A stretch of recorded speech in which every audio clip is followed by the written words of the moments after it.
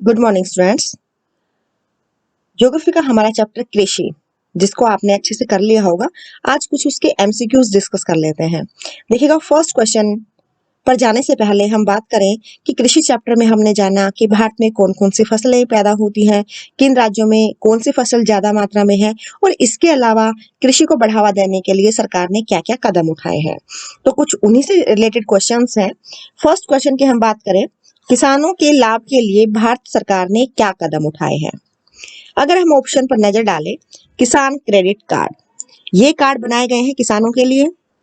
ये वो कार्ड है जिससे किसानों को कम इंटरेस्ट रेट पर पैसा मिल जाता है। लोन अगर किसान को लेना है तो कम ब्याज देना पड़ता है।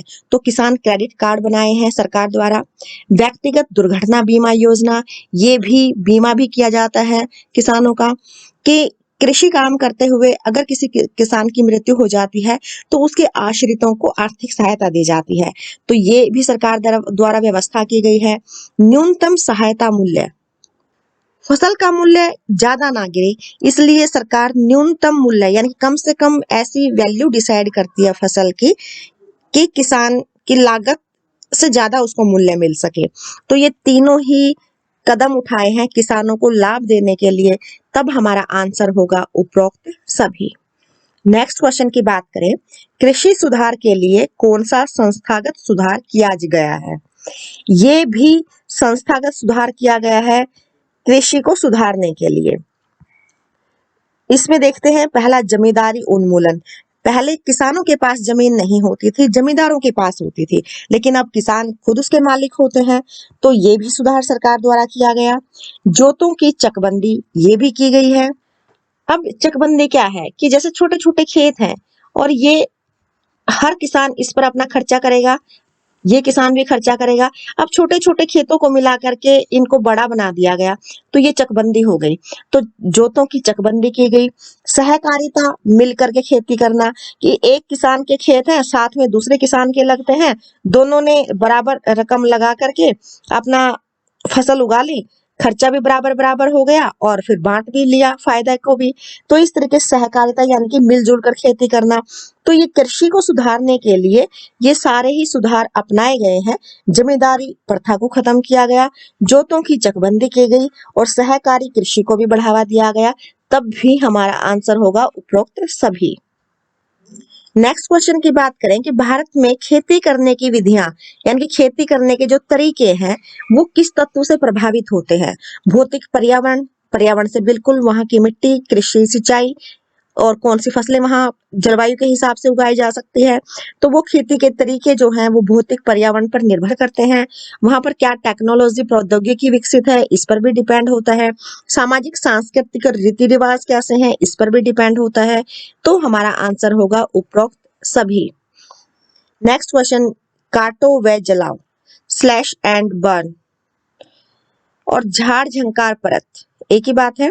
इस खेती के रूप में किसे जाना जाता है, यानी कि पहले जंगलों की सफाई की जाती है, जमीन को समतल किया जाता है, अगर कुछ ठूंठ पेड़ों का बचता है उसको जला दिया जाता है, काट कर जला देते हैं और फिर वहां पर खेती करते हैं। जब उस मिट्टी की उपजाऊ शक्ति कमजोर हो जाती है फिर दूसरी जगह पर चले जाते हैं, यानी कि अपना स्थान बदल लेते हैं। और ऐसी कृषि को कहा जाता है स्थानांतरित कृषि।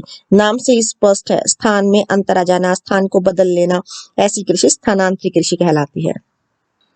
चैप्टर में आपने बाकी इन कृषि के बारे में भी पढ़ा होगा, तो ये अगर क्लियर हो जाते हैं तो हमारे आगे कुछ क्वेश्चन आसानी से सोल्व हो जाएंगे। आत्मनिर्भर कृषि, जब हम केवल अपना गुजारा करने के लिए कृषि करते हैं, हम ऐसी फसल उगाएंगे जो हमें यूज करनी है, जैसे खाने हैं गेहूं तो हम वहां पर गेहूं की खेती ही करेंगे। गहन जीविका निर्वाह कृषि, जब ज्यादा जनसंख्या का पेट भरने के लिए ज्यादा मात्रा में फसल उत्पादन करना हो लेकिन जमीन सीमित हो तो उसको गहन जीविका निर्वाह कृषि कहते हैं। व्यापार करने के लिए अगर हम बढ़ावा दे रहे हैं उत्पादन को तो फिर हम उसको रोपण कृषि कहते हैं। तो ये कृषि जो है, आगे इनसे रिलेटेड क्वेश्चन भी पुट होंगे, लेकिन यहाँ पर हमारे क्वेश्चन के अकॉर्डिंग आंसर हो चुका है स्थानांतरित कृषि। अब देखिएगा, क्वेश्चन आ ही गया, गहन कृषि की क्या विशेषता है। गहन कृषि, भूमि पर जनसंख्या का अधिक दबाव, ये चीज तो है ही कि जमीन इतनी है और इस पर ज्यादा से ज्यादा हमने पैदावार लेनी है, उसे कहा जाएगा गहन कृषि। तो भूमि पर जनसंख्या का जब अधिक दबाव हो तो गहन कृषि की जाती है।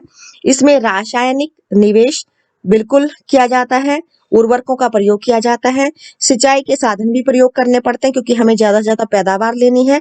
तो गहन कृषि की विशेषता में हमारे तीनों ही चीजें अगर शामिल है, यहाँ पर हमारा आंसर होगा उपरोक्त सभी।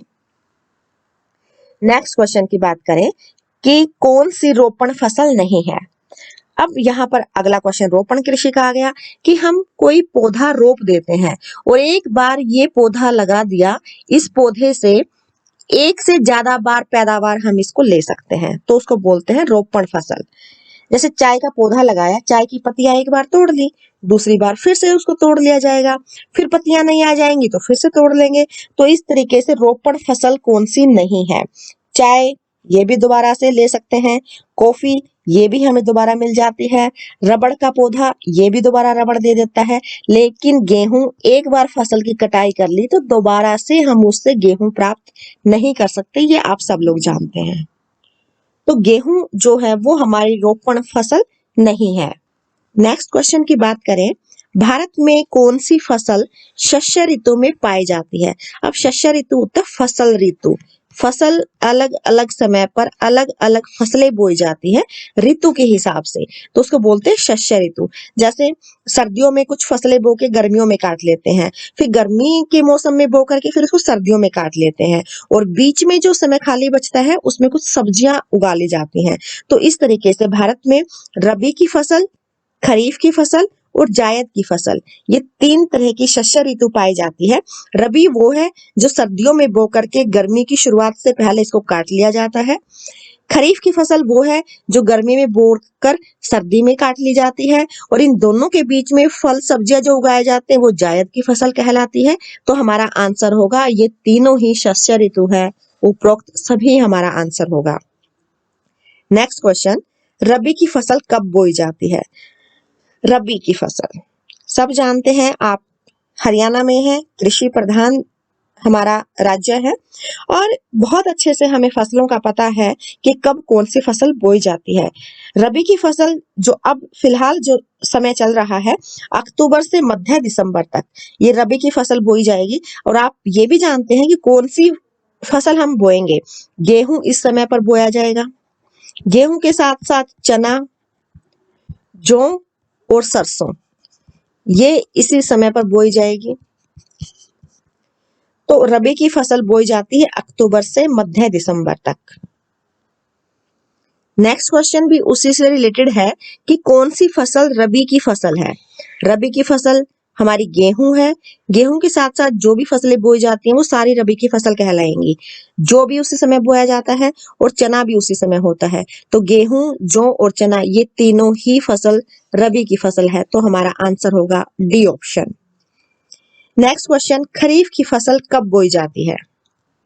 अब खरीफ की फसल बोई जाएगी गर्मियों में, गर्मी पड़ती है जून जुलाई में, और जून जुलाई में इस फसल को बोया जाता है और सितंबर अक्टूबर तक, यहाँ तक नवंबर तक इस फसल को काट लिया जाता है। तो खरीफ की फसल बोई जाएगी जून जुलाई में। नेक्स्ट क्वेश्चन की बात करें कि भारत के किस राज्य में सबसे अधिक गेहूं पैदा किया जाता है। ऑप्शन देखते हैं, पंजाब, हिमाचल प्रदेश, हरियाणा और राजस्थान, ये हमारे सामने ऑप्शन है। और सबसे ज्यादा इनमें से जो गेहूं है, सबसे ज्यादा तो होता है उत्तर प्रदेश में, लेकिन ऑप्शन में नहीं है, तो सेकंड नंबर पर होता है फिर पंजाब में। तो ये हमारे ऑप्शन में है, तो हमारा आंसर हो जाएगा पंजाब। नेक्स्ट क्वेश्चन पे आते हैं, भारत के किस राज्य में सबसे अधिक बाजरा उगाया जाता है। बाजरा शुष्क क्षेत्रों में उगाया जाता है जहां पर बारिश कम होती है, और बारिश सबसे कम होती है राजस्थान में। तो राजस्थान में सबसे ज्यादा बाजरा उगाया जाता है, यही हमारा आंसर होगा।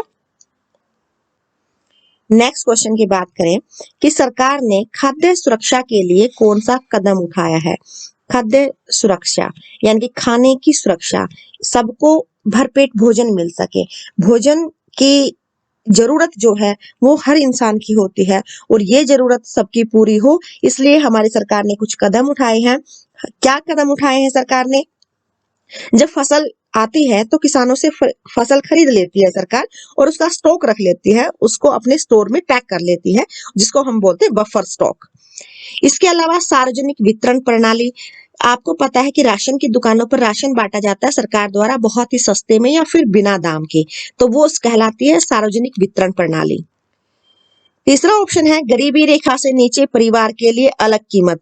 जो गरीबी रेखा से नीचे हैं, बीपीएल जिसको आप बोलते हो, बिलो पॉवर्टी लाइन, गरीबी रेखा से भी नीचे ऐसे लोग जो बहुत ही ज्यादा गरीब हैं, तो उनके लिए बहुत कम कीमत पर सरकार अनाज उपलब्ध करवाती है। तो सरकार ने खाद्य सुरक्षा के लिए ये तीनों ही कदम उठाए हैं, इसलिए हमारा आंसर होगा उपरोक्त सभी। नेक्स्ट क्वेश्चन की बात करें, भारत की प्रमुख खाद्य फसल कौन सी है? देखिएगा, आपको लगता होगा कि गेहूं है, लेकिन उत्तर भारत में गेहूं का इस्तेमाल ज्यादा होता है, लेकिन हम चावल भी तो खाते हैं, जबकि दक्षिण भारत में ज्यादातर चावल ही खाया जाता है। और कुल मिलाकर देखा जाए तो सबसे ज्यादा खाद्य फसल का इस्तेमाल पूरे भारत में जो होता है वो होता है चावल का। तो यहाँ पर पूछा गया है प्रमुख खाद्य फसल, तो हमारा आंसर होगा चावल। सेकंड नंबर पर फिर गेहूं की बात आ जाएगी। फर्स्ट नंबर पर सबसे ज्यादा भारत में खाया जाता है चावल, सेकंड नंबर पर इस्तेमाल होता है गेहूं।